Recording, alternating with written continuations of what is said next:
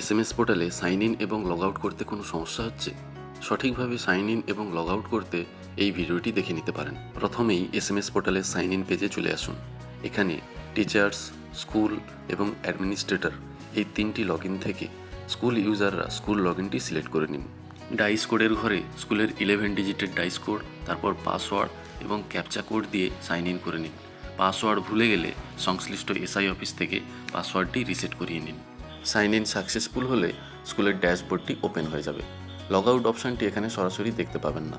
এর জন্য ডান কোণের ওপরের দিকে যে তিনটি ডট অপশান আছে সেখানে চলে যেতে হবে।